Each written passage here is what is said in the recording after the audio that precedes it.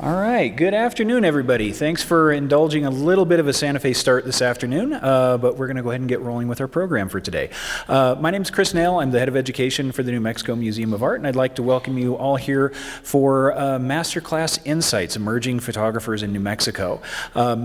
Today's program is kind of a culmination of, I could say, a couple of months worth of work, but I think it's actually, I'm looking over towards Kate, I think it's been closer to a year putting this together. So for anybody who's not familiar with what we've been working on for a little while, we have been putting together a series of workshops and talks with the three photographers that you're going to get to hear from today around the state, from Las Cruces all the way up to Farmington, and pairing them with educational institutions, both colleges, universities, community programs, things of that nature, to talk about their work, share what it is that they're doing, but also to try to give a little insight for these photographers who are in the middle of academic programs, what it's like to build a career in photography. So to kind of dive in, the first thing I need to do is offer an enormous thank you to Judy Chicago and Donald Woodman and the Chicago Woodman Foundation. Without their inspiration and their support, we wouldn't have been able to make this happen. So a huge thank you to the Chicago Woodman Foundation. Along with the Chicago Woodman Foundation, we couldn't have done this without some of our partners around the state. So first, I'd really like to thank San Juan College in Farmington, particularly Julie Napitek, the gallery coordinator for the Henderson Fine Arts Gallery, and Dean Howard, an instructor in their photography program. San Juan College was the first group to sign on and say, okay, the museum in Santa Fe wants to do a program up here. Yeah, let's give it a try.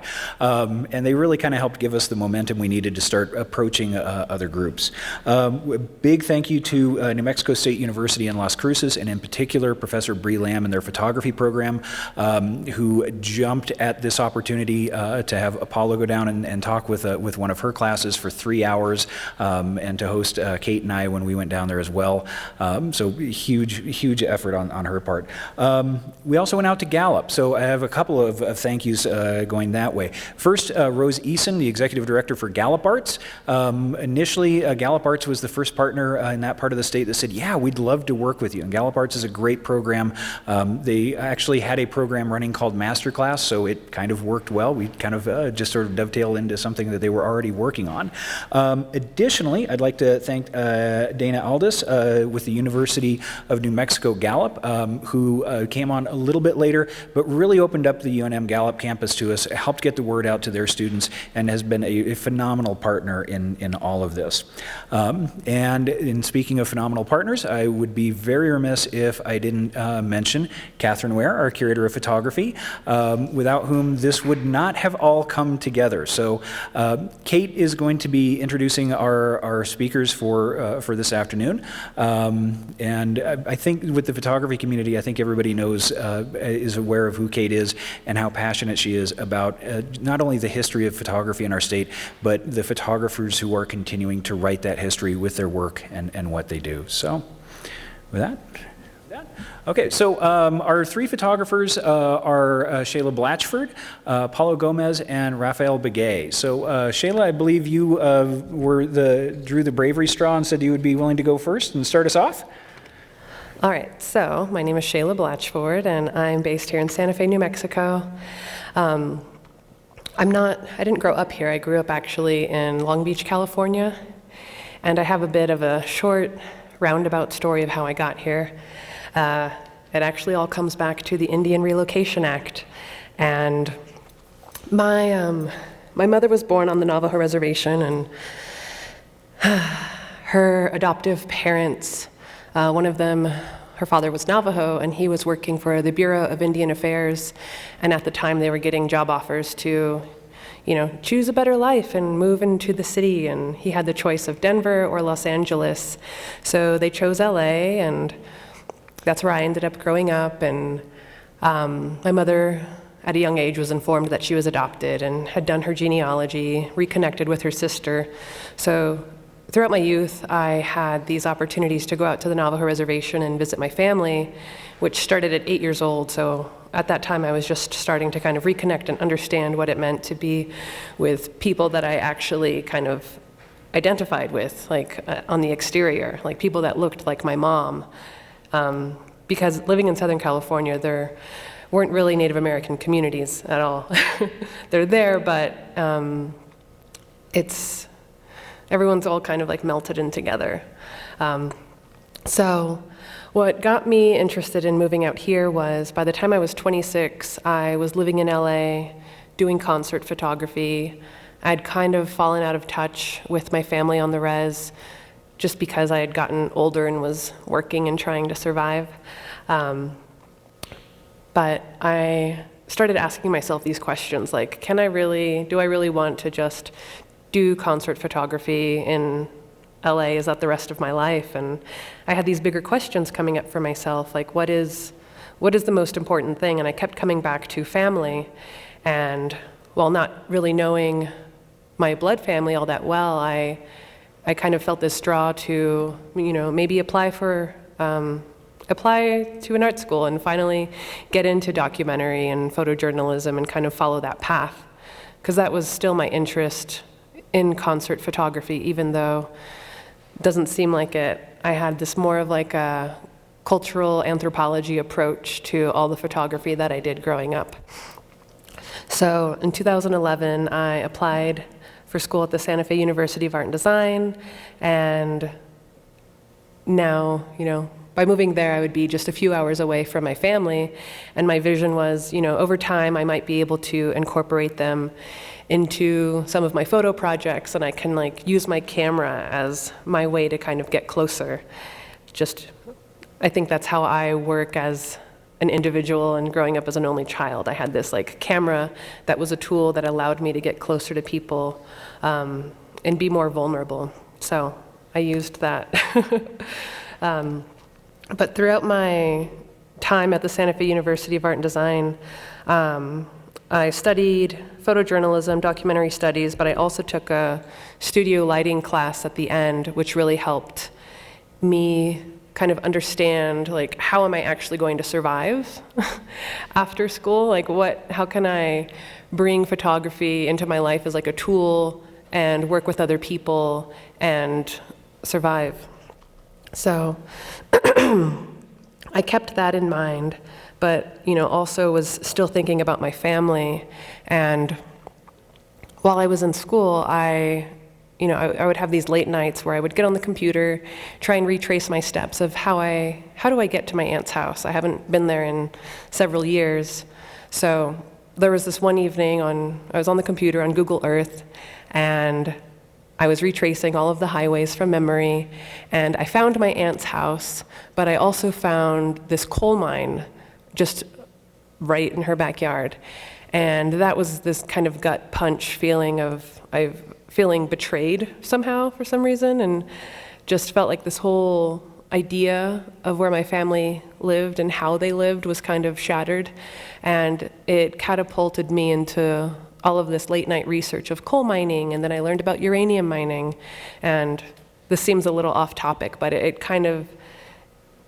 follows me while I'm in school. It's kind of just in the back of my head. I keep trying to figure out, how do I blend, if it's photojournalism, documentary, or commercial photography, how do I bring it all back to coming back to my family and helping them? So keep that in mind as I continue on with me kind of going through my experience of studying photography here in Santa Fe. So let me welcome you to my world of visual storytelling and environmental advocacy. My journey began with a passion for capturing the beauty of the world and has evolved into a mission to protect it. Through photography, I found a powerful tool for social change. Join me as we explore the intersection of art, activism, and community empowerment. So with going into a lot of my commercial work shortly after school, I had, like I said, this photojournalistic, kind of just very natural approach, and it ended up getting the attention however it did with clients like Vogue, National Geographic, Sundance, Architect Magazine, Forbes, and Site. A lot of my approach is just seeing things as they are and not really wanting to compose much. I don't really like to have my hand in anything, but we still do in some way. But beyond that, there's also kind of like how I selected jobs. Wanting to not always take a job just because it paid well or it was like a great client. Even though I had shot street style for Indian Market, which is what that last photo was for, at first I was kind of conflicted, like, do I really want, what is this for? What is it really saying? But throughout the experience, I ended up shooting Indian Market street style for Vogue for 5 years in a row, and I really felt like I was able to kind of bring this culture and vibrant, like, just community who just showing their creative style that is always changing and doesn't have to be, boxed into some idea of how we see, indigenous peoples today. But a couple years ago, I had another job opportunity to shoot for their, let's say it was like a travel section, and it sounded really great, and I thought about it, and I was like, well, I don't know if I really support tourism. Like, I know I live in this town is based on tourism, but I don't know if I really want to promote that and sell the vision of this land or this experience to just come here and consume. And so I was just like, I'm going to say no. So I feel like a lot of my experience with the teachers that I had at my school really helped me kind of check in with the ethics of photography and ask myself, why am I doing this? Does it feel right? And, is it right? And put yourself in the shoes of the people that you're working with as well. This past summer, while shooting for Vogue, street style again, I had the opportunity to combine my commercial work and documentary work with more of my activism work. My activism work today kind of focuses on uranium mining on the Navajo reservation. And while I was out in the streets this one day, one of the 2 days that I was working, there was this man from Havasupai, and he had this patch on his back saying, "Shut down Pinon Plain Mine." And I was just like, oh my God, I have to get this photo because I have this great opportunity to finally use this client and job and everything finally to my advantage to kind of get this message in, to maybe get some more support and, illuminate this other sector of what Indigenous peoples are also battling today. It's not all just about fashion, but what else does fashion say? It doesn't always have to be high-end or luxury. It can be these larger statements. So with a lot of my, I think, just background and work experience of life, I've been trying to find creative ways to bring other eyes and attention to my advocacy work, which is the Anti-Uranium Mapping Project, and I'll go into that a little more later. But this is kind of more focused towards trying to let other photographers or just other artists know, there are these creative ways where we can reach wider audiences. And in this case, there was Art Santa Fe, which is at the convention center in the summer, and it's usually for fine art that's being sold. And I don't really see my photojournalism work or documentary as fine art, and I usually don't sell it, but I saw an opportunity to kind of, again, share with a broader, wider audience. And so I kind of set up a booth to kind of figure out what it would be like to just sit and stand there for 3 days and talk to people about my work and see, what questions do people have who are seeking to buy and collect work and take things home and have them grow and increase in value, and what are those conversations going to have around this type of work that talks about the land and, just real issues that aren't always apparent in some of the fine art work, maybe. And here I'm just kind of going into like work experience. I've been able to, again, use my commercial background for shooting for clients in town like Site Santa Fe. Again, just bringing in this way of observing. I was doing installation work and shooting events. And again, I really just try to hide behind my camera and figure out how does one navigate this space and how do I share that message through photos for whoever, can't make it. So I have this way of operating of kind of just constantly creative problem solving through the lens of trying to show like, how can I best visually show a space in the easiest way? And I feel like I was informed by a lot of this intuitively through commercial photography and shooting products for people. Like, how do you build trust with an image? Like, what is the best angle to explain something to someone? So I don't know if that makes sense, but to me it does. And so I'm always trying to find these right angles to show art in a room with people and create balance and ease visually. And so, let's see. I graduated in 2014 from the Santa Fe University of Art and Design, and shortly after, I finally started working on my anti-uranium mapping project, and I think, am I at time? Oh, I'm at 12 minutes, okay. So,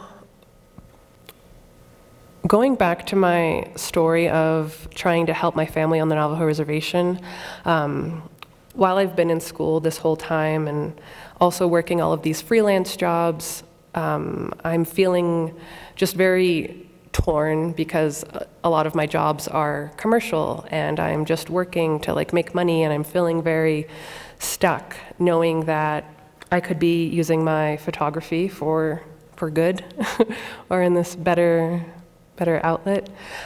So during my last year of school, I had started writing maybe my first grant proposals of how do I create a project that is not just a photo, like coffee table book, or a website that people might check, or a documentary film, but how do I make this kind of like living, breathing thing that people can participate with and start to understand the environmental impacts of like corporate mining on indigenous lands.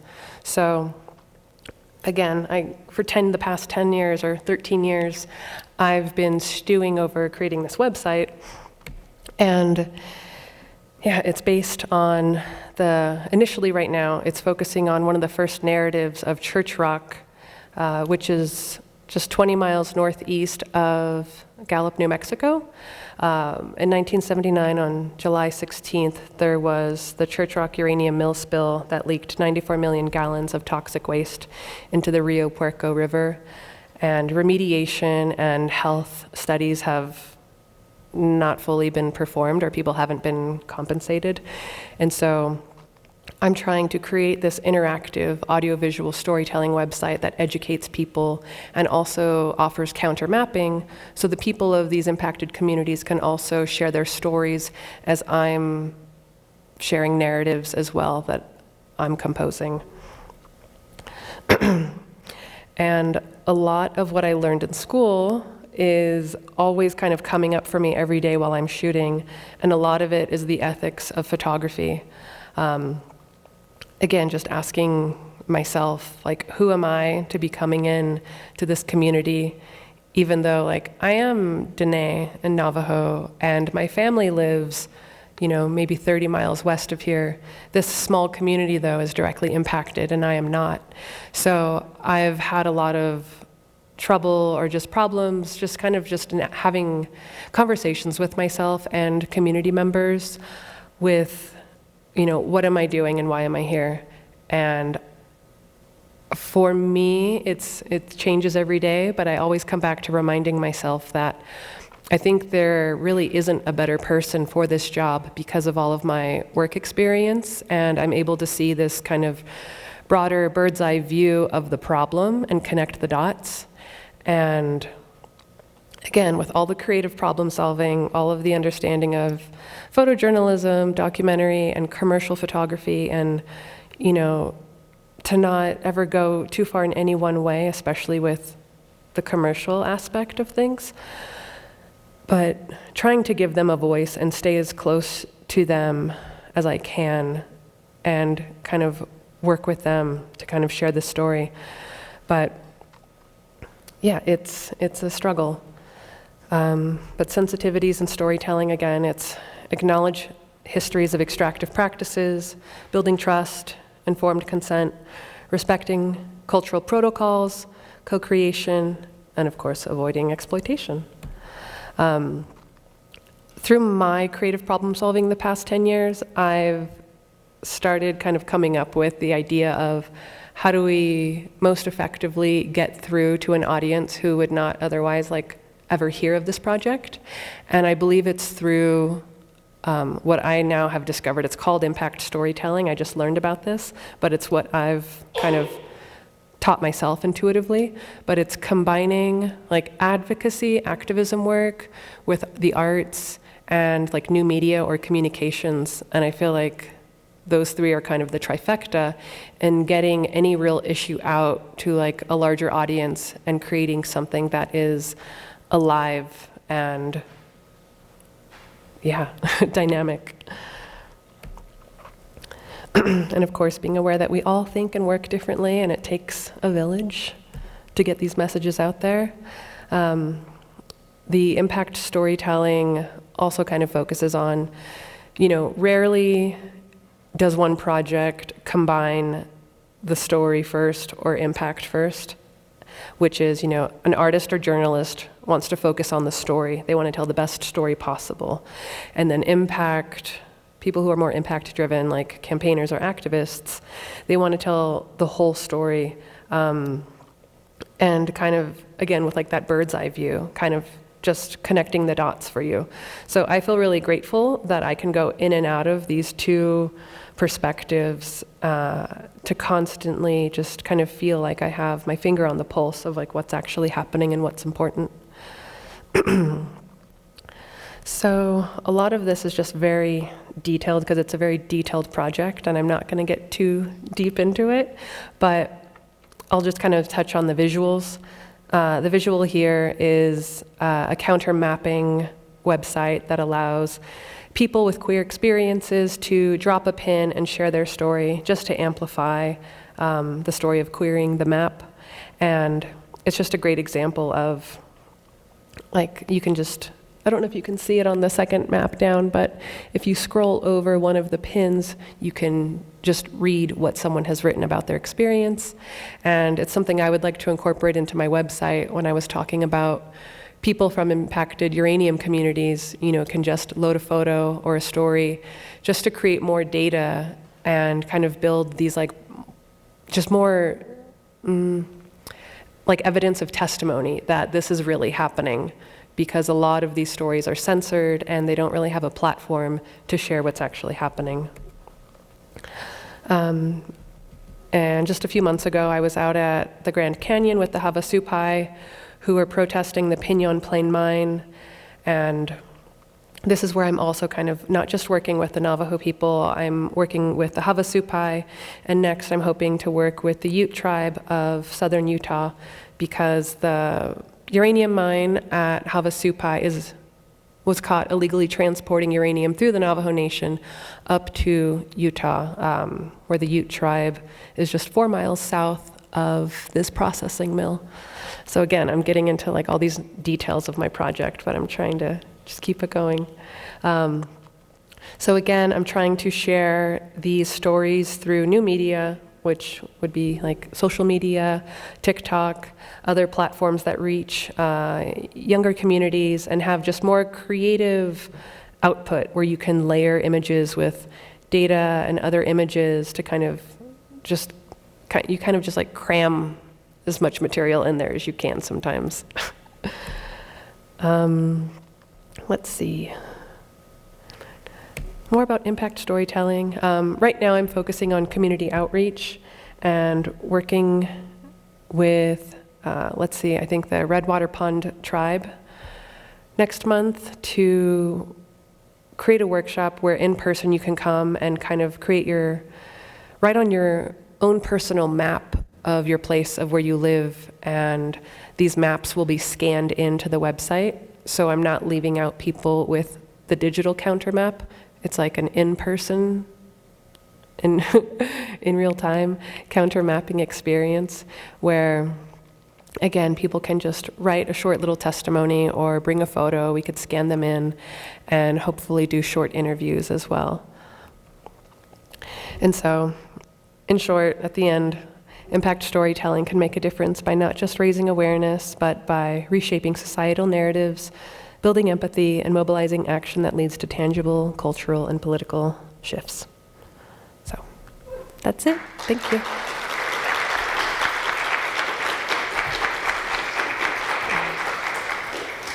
Shayla Rapheal Begay Yinishe, Hanaatni Nishle, Kitle Chitni Bashishchin, Taban Dashache, Shin Dashanelle, Senischi E Chishake, Adosa Hodzana Nasha. Hello, everyone, and welcome. My name is Rapheal Begay. I am one who walks around, born for the Water's Edge people. Born for the Red House people. My paternal grandfather's clan is Water's Edge and Salt people. I'm originally from Hunters Point, Arizona, but reside in Render Rock, Arizona, which is the capital of the Navajo Nation. I'd just like to acknowledge my colleagues and friends for a great presentation and acknowledge you as our guests and as relatives as well to holding and sharing space today. The title of my presentation is Sihisin. The English translation for that is hope. With that comes reflection and relation.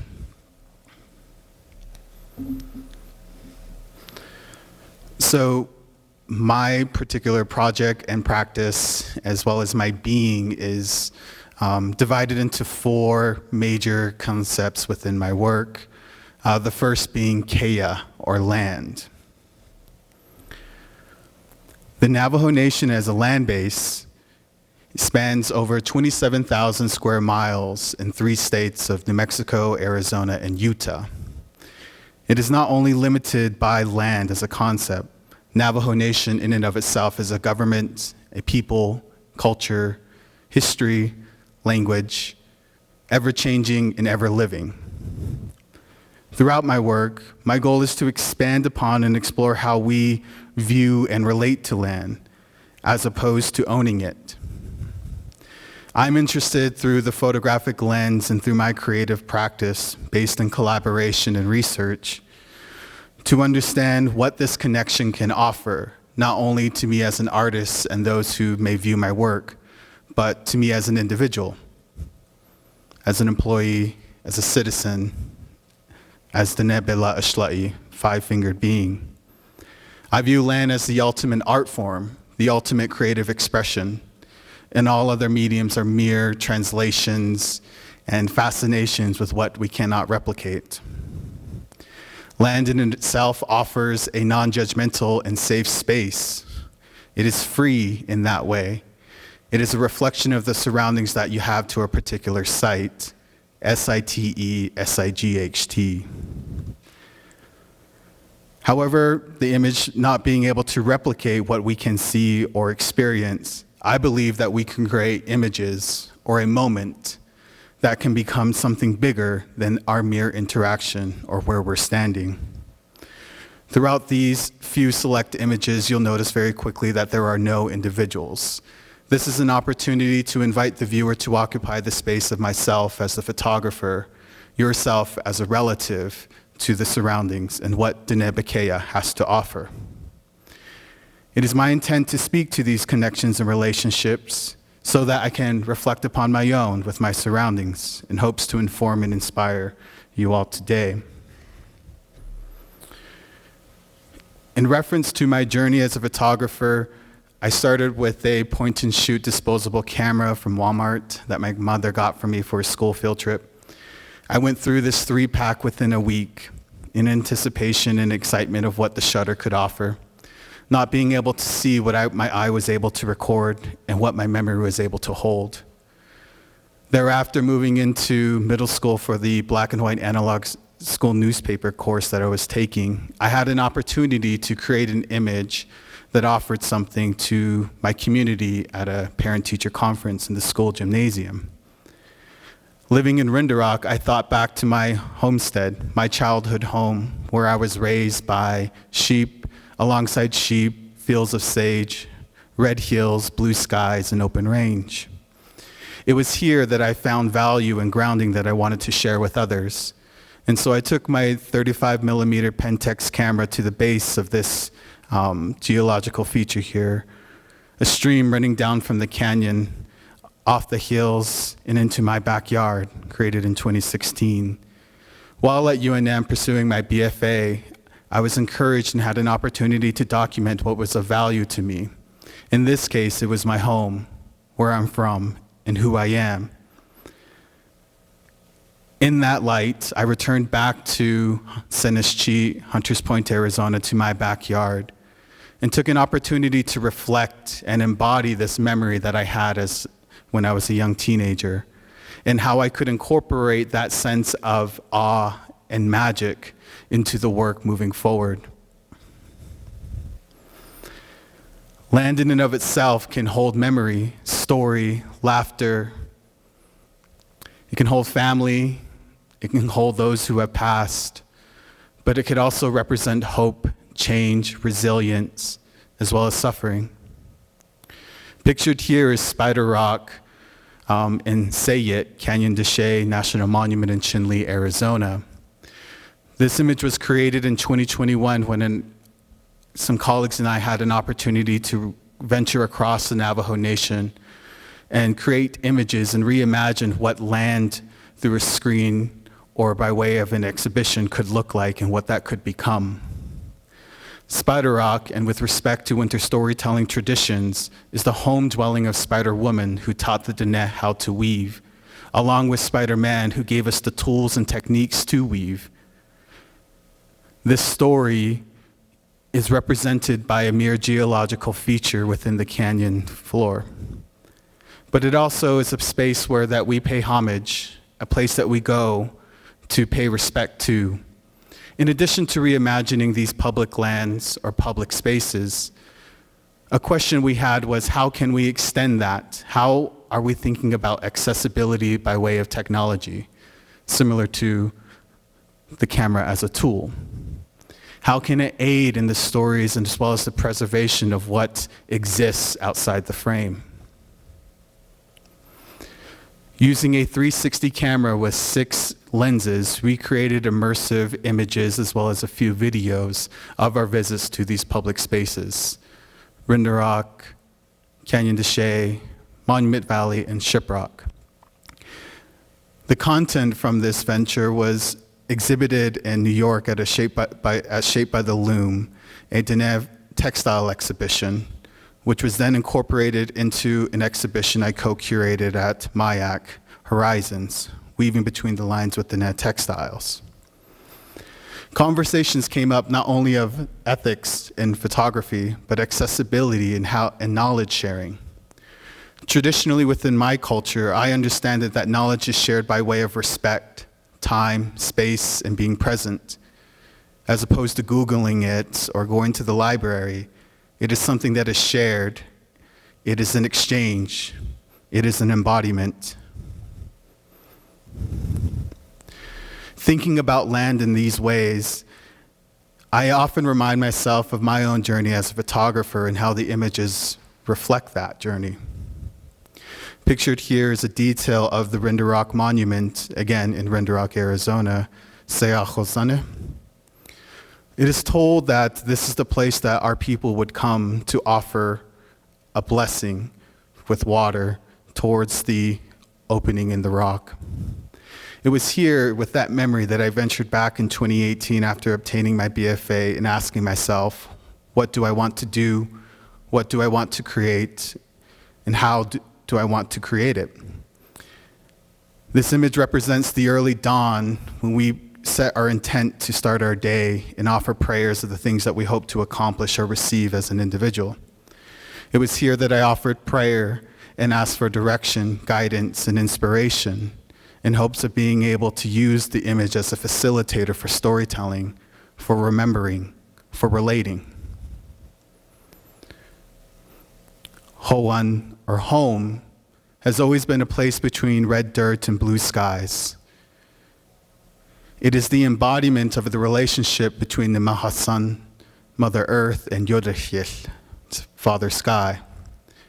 These two existences dance constantly in relationship to one another, and we, or myself in this case with my camera, a child of these two deities, using light and the elements as my canvas to be able to communicate what is of value, what is sentimental. My origin comes from my grandmother's home, my grandparents' homestead. It is here that I can hear Keitanen playing as it's snowing outside, hear my grandmother speaking to me in Dinebazad. But it is also here that I'm able to share this sentiment not only with people, community members, relatives, but my family. The sentimental quality of the image continues to shift for me.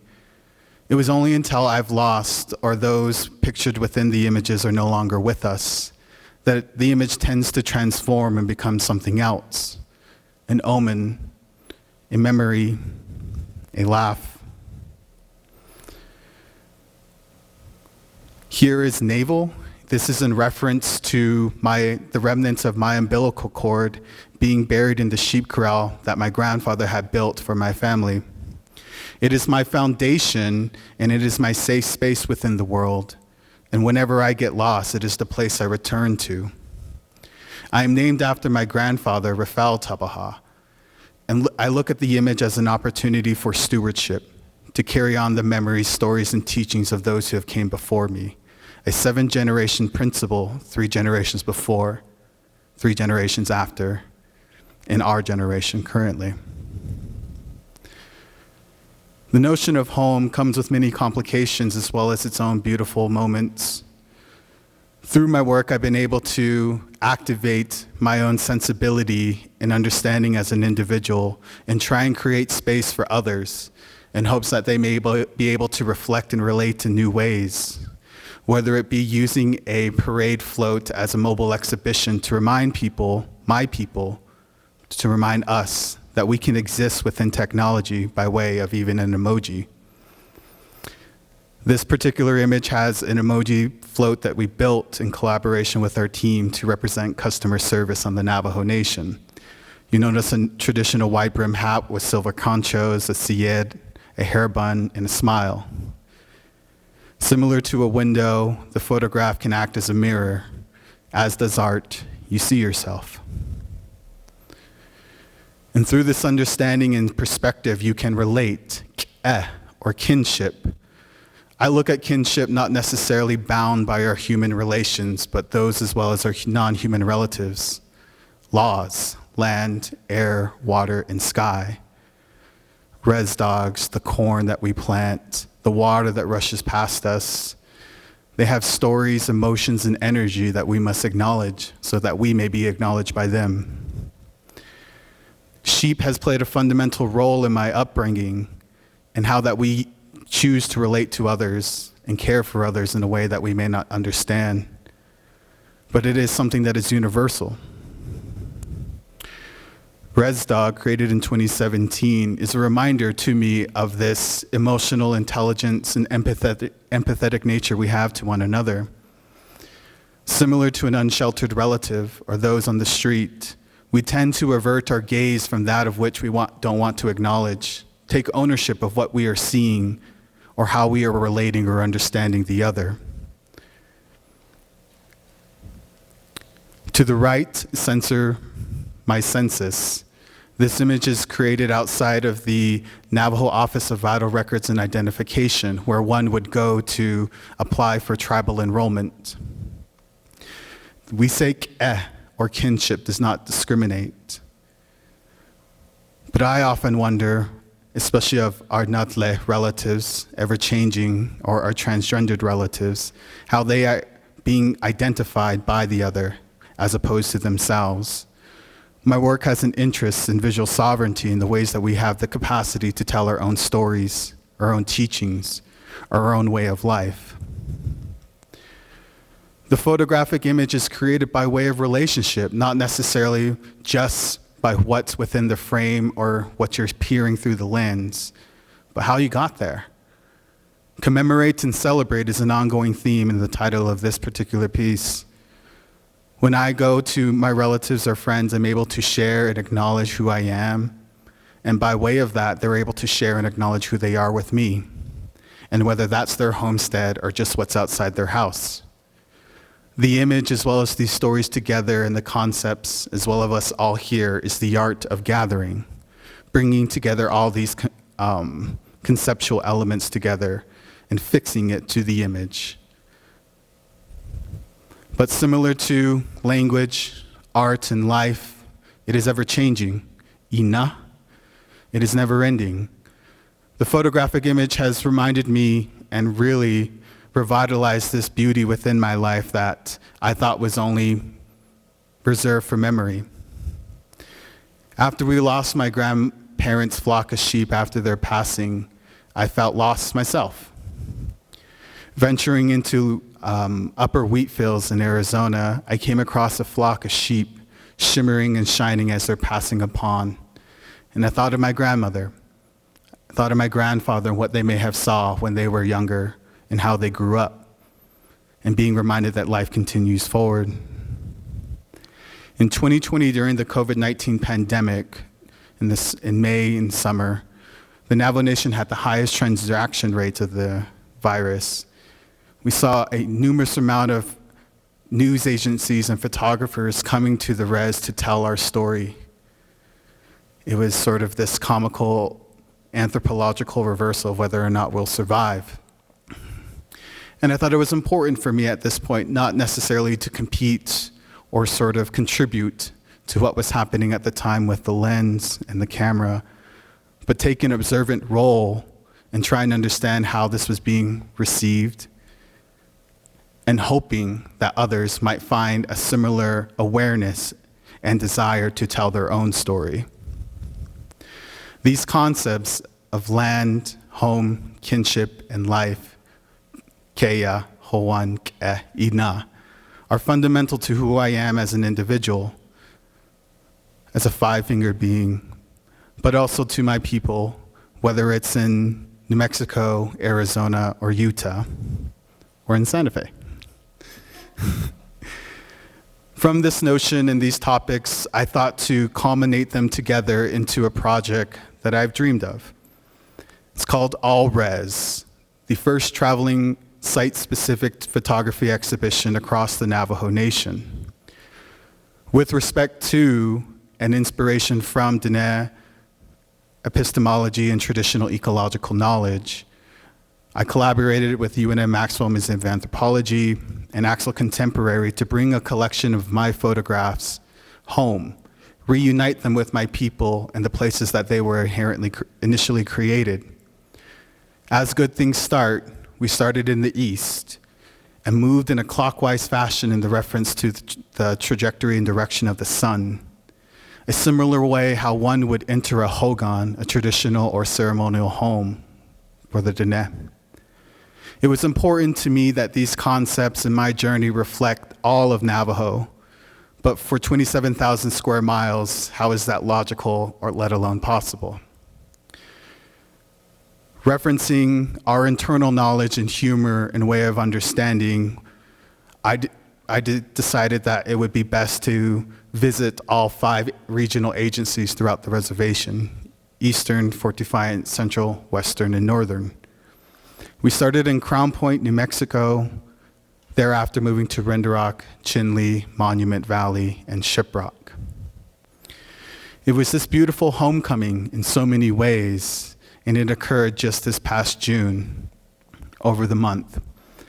On June 1st, which references the anniversary of the signing of the Treaty of 1868 that allowed our people to return home from Bosque Redondo, it was important to me to use it as a kickoff event with that energy, with those intents and that history in mind, and have it be mobile and able to move across the reservation, and try to imagine something that never existed before, but also, and more importantly, to expand upon and experiment with how to relate, understand, and express myself with my relatives, my community, and my people.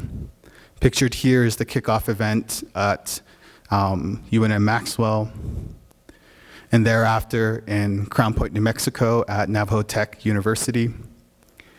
It was interesting upon arriving in Crown Point that we realized it started to rain. And from a logistical standpoint, I was worried about how this might affect the way people engage with the work or this particular experience. But I was quickly reminded that rain in and of itself is a blessing, and that we had received a blessing from Diyen Dine'e, the holy people, for this particular project, for this particular intent. Taking the photographs outside of the colonial institution, off the museum walls, and into people's backyards or their dirt roads, this is the future.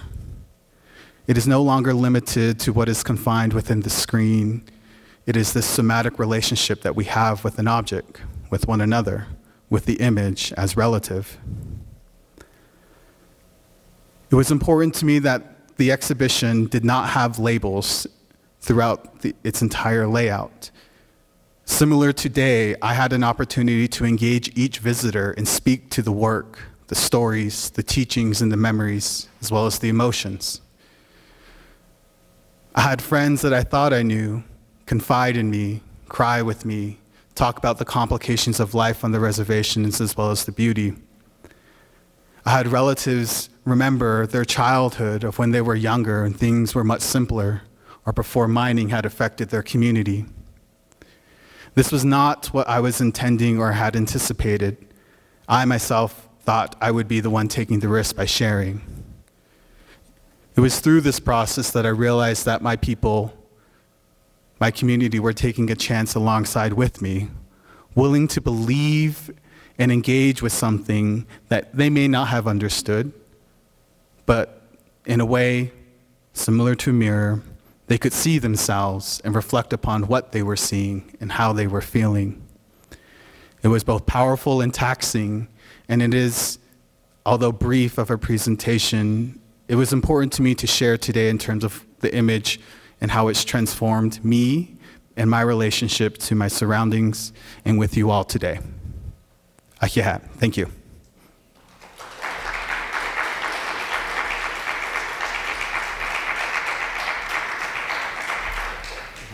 Hello. Oh, sorry. So, very weak hello. I'm Apolo Gomez. I'd first like to say that I'm very honored to be a part of this inaugural year of masterclass sessions alongside Shayla and Rapheal. I'd like to thank Catherine Ware, Chris Nell, the incredible team at the New Mexico Museum of Art, Bree Lamb and her portraiture class at NMSU, and the Chicago Woodman Foundation for making this possible.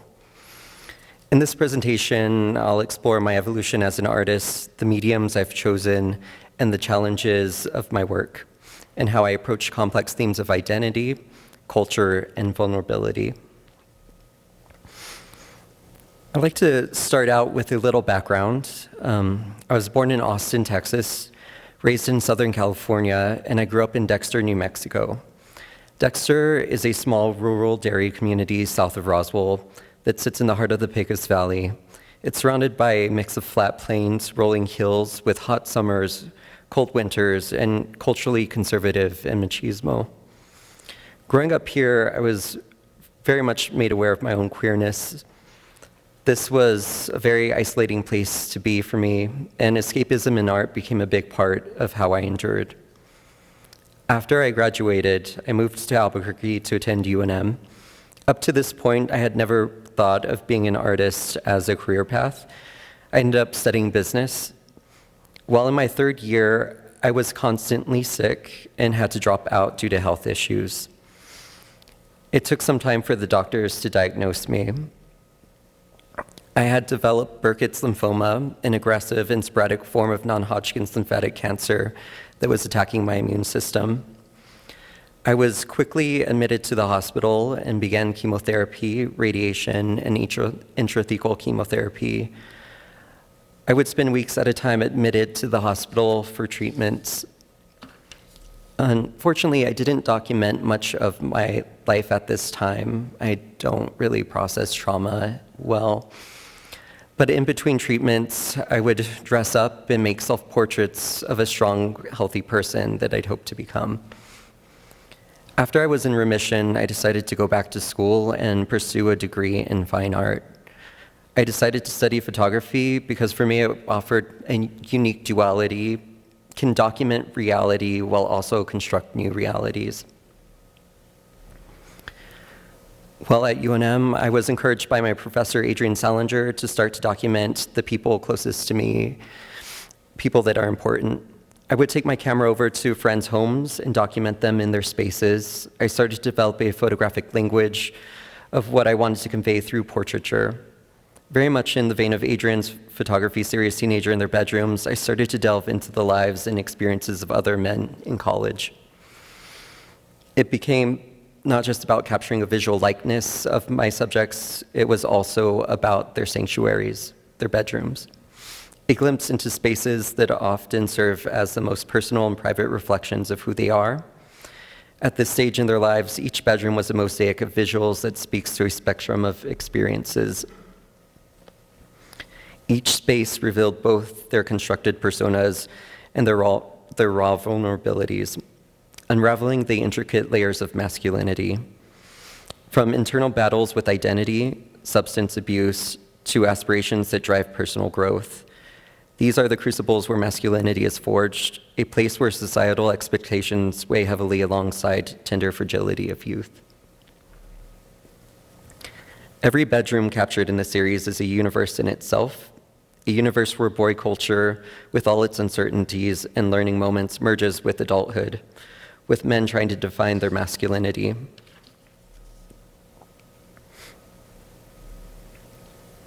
This body of work was published last year in the Green Amsterdammer, alongside a wonderful reportage piece written about Dutch men going on retreats together in the Netherlands to rediscover what masculinity is beyond the toxic masculinity that society teaches us. I wanted to share this because until this point, I had removed this body of work from my website. While at school, I had shared it in many photo portfolio reviews and submitted it to several photo competitions with harsh feedback and criticism. Now, many years later, I can look back at this work with much kinder eyes and with the understanding that the work that we make, even as students who are still developing, growing, and finding our own voices, has value. That past failures can become future opportunities, as it was through one of those photo competitions that editor-in-chief of the Green Amsterdammer had become aware of this body of work that resonated with him so much, even so to put it on the cover. My work has shifted back to a more interdisciplinary practice. Prepñada was an installation at the National Hispanic Cultural Center Museum in 2018. It featured over 100 colorful piñatas, all shaped like a pre-exposure prophylaxis pill, more commonly known as PrEP. A critical tool in preventing HIV, reducing the risk of infection by up to 99% when taken consistently. The installation not only brings visual attention to the importance of this medication, but it also reflects the urgent need for HIV prevention within Latinx communities, something often never discussed. From 2010 to 2014, the rate of HIV diagnoses among Latinx gay and bisexual men had increased by 13%. By the end of 2016, it was estimated that over 235,000 Latinx men were living with HIV, with 70% of those cases undiagnosed. The piñatas were crafted from paper mache, symbolized the potential for change within our communities. It encourages us to reflect on how we can reduce stigma in the Latinx community, increase access to vital healthcare resources, and ultimately work towards a world with fewer HIV infections and sex-positive conversations which often are never spoken of in machismo culture.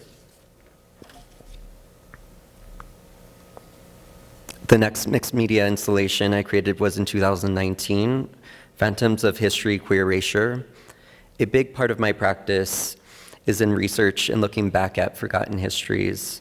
This installation was born out of my commitment to addressing the stories and individuals whose narratives have been obscured or erased throughout history.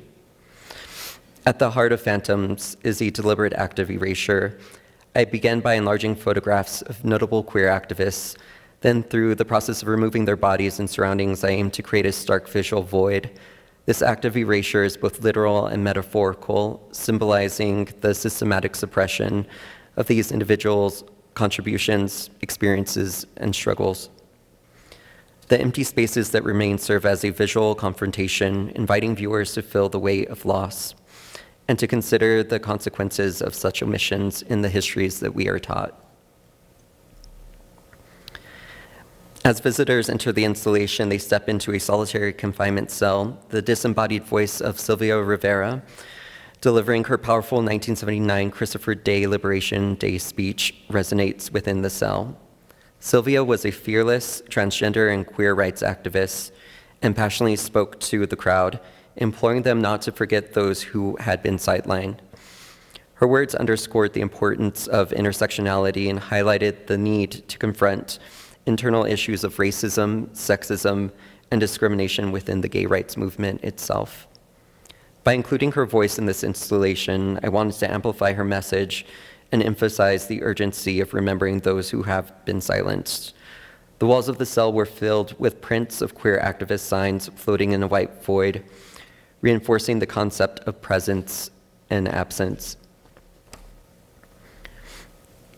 During the same time, I shifted away from strobes and started shooting with medium format film and available light to photograph my subjects to create more intimate portraits.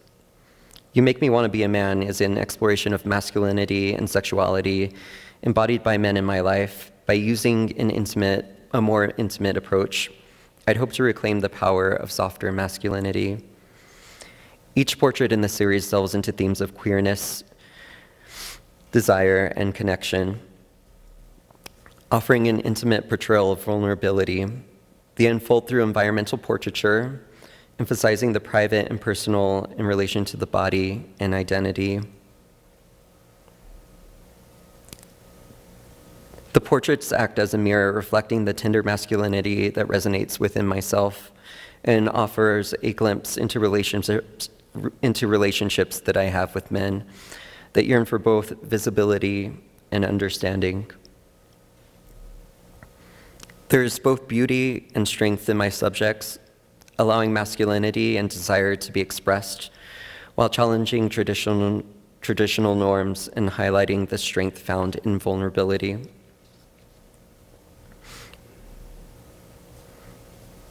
In 2022, I was chosen to create an art installation for Woman House 2022, an immersive project created on the occasion of the 50th anniversary of Judy Chicago and Miriam Shapiro's feminist art installation, Woman House. For the 2022 version, New Mexico artists from across the gender spectrum transformed 16 rooms in a home in Belen, New Mexico. These rooms explored themes related to domesticity, sexuality, and gender. The project was guided by Nancy Yolman, one of the original Woman House participating artists. My installation, Pleasure Closet, incorporated complex themes from my Catholic upbringing to religious iconography and the cycle of pleasure, guilt, and shame we experience within our own queer community. The installation had two sections. On the left, a pew was available for viewers to kneel and watch a video inside a makeshift hole on intertwined praying hands. On the right, an electrified crucifix was adorned with confessional curtains. Behind it was a wallpaper with words maricon and queer incorporated into the design. Reclaimed words that challenged the shame imposed on queer people in rural areas to liberate them from these harmful cycles. To understand my most recent photographic series, I'd like to take a quick look back through history at some queer photographers and intersections of surrealism. Claude Cahun was a French surrealist photographer in the early 1900s. Cahun was also a sculptor and writer who often challenged strict gender norms. In the 1930s, stateside, George Platlines was a commercial photographer that would often use surrealism in his private work. His work often depicted the male nude. These photographs were later donated to the Kinsey Institute to ensure that his legacy, post-Red and post-Lavender Scare, lived on. In the 1990s, photographers like Latinx photographer Rick Castro, Catherine Opie, and Chicana, California artist Laura Aguilar developed their own photographic language rooted in queerness, often using their own bodies as vessels. This brings us to my latest body of work, Exodus, which is a diaristic collection of Polaroids that are both a diary and a fantasy, a visual exploration of queerness and the persistent need for desire. The series is shaped by my own experience with lymphoma and mortality. There's a bit of a darkness in this body of work, and I think there's always a bit of tension anytime desire and surrealism are intertwined. Francisco Galarte, pictured here, wrote about his experience in an essay for Viscous Journal magazine that's published by the Leslie Museum in New York. The experience pushed me to confront my own fashioning of masculinity and the potentiality of my style, body, my skin, my beingness, to emanate desire while holding on to loss. Diminished the distance between myself and the traumas that mark the fleshiness of brown masculinity. And it's very rare, I think, as an artist, that we have the privilege to have someone write so eloquently and connect so deeply with your work and their experiences of being photographed. If you have time, Francisco will be here at the Mobile Abolition Library at Site Santa Fe in January. He'll be reading from his latest essay, Dolor, and releasing a zine that also features these Polaroids that we made together. He is a brilliant speaker, and I encourage you all to attend. Each image in the series is an act of remembrance, a vernacular attempt to document individuals and their stories, knowing that life is fragile and fleeting. While the work is primarily about desire, it grapples with themes of loss, constraints that arise from it. I use prisms, multiple exposures, and mirrors as tools of transformation. The visual elements allow me to reshape, reimagine traditional notions of masculinity. The distorted reflections and fragmented compositions blur lines between reality and the surreal. The fragmented nature of the Polaroids reflects the complexity of personhood and multiplicity of queerness. Complex emotions, from feelings of alienation into something fluid and ultimately free from the constraints of societal expectations that are upon us. It was really truly a delight to share my experiences with photographing subjects with Bree's portraiture class at NMSU. This brought about wonderful conversations and discussions about how to approach people to photograph them, power dynamics, ethics, and dynamics between photographers and subjects, how to utilize different cameras and tools in photography to convey meaning not only through content, but through form. Thank you.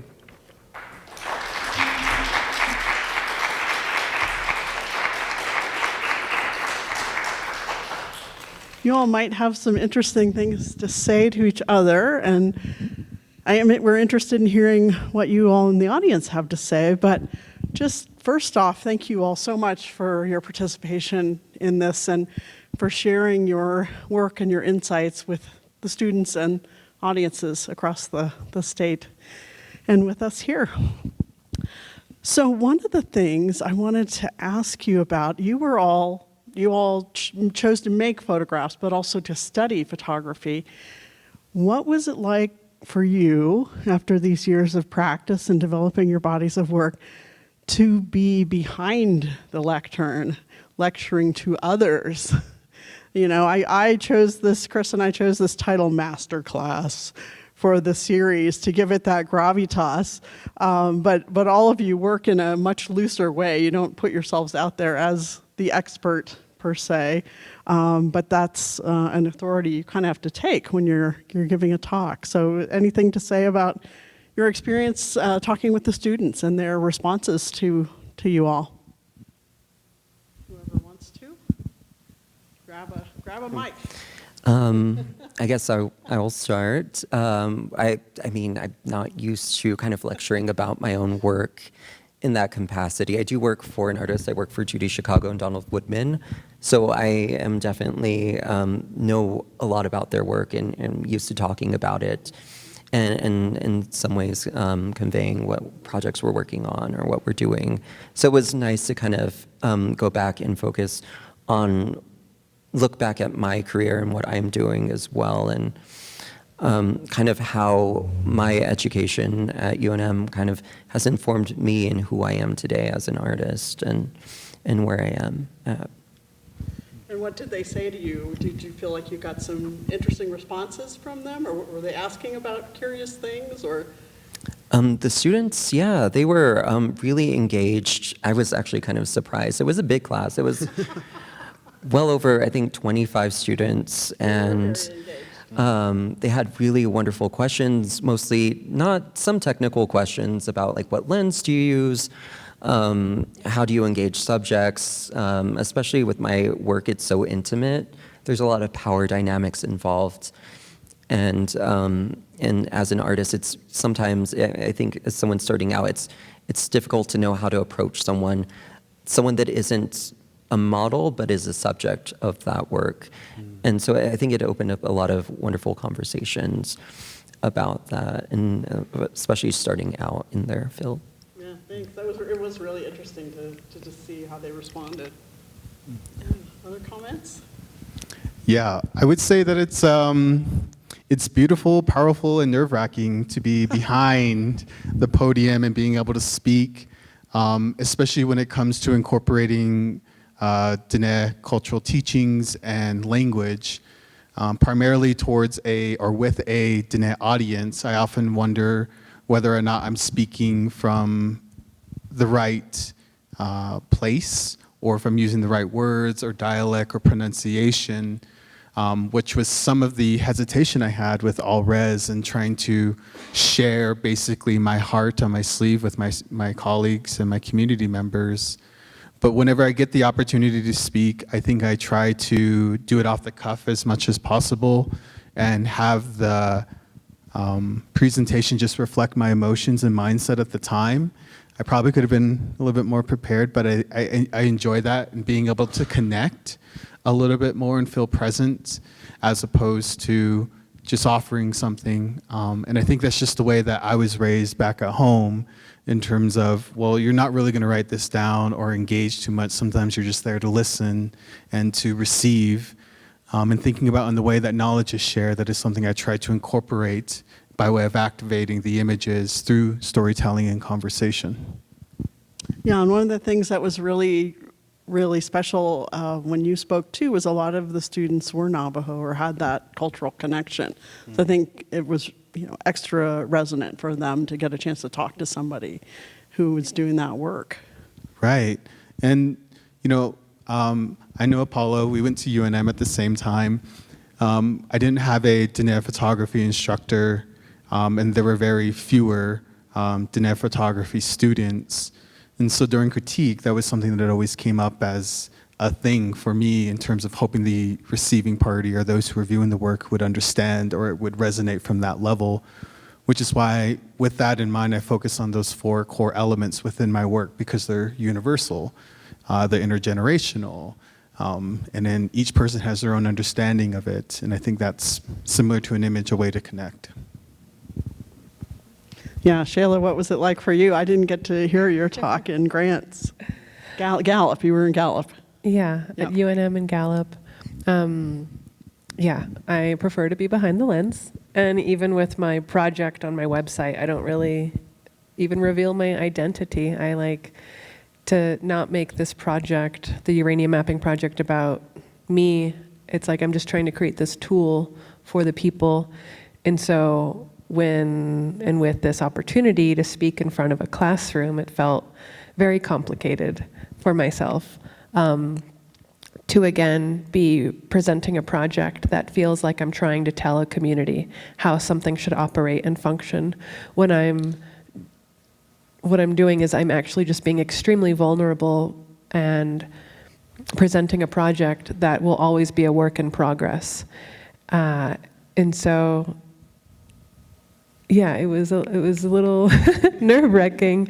And again, like not growing up in the culture, growing up in Southern California, it was again just another like hurdle for me to kind of just acknowledge, accept, and just be vulnerable and like work through it and be like, yeah, if you have questions or if you have to tell me something or a direction, like give it to me, and I'm gonna just go with the flow and see how I can best like be accommodating.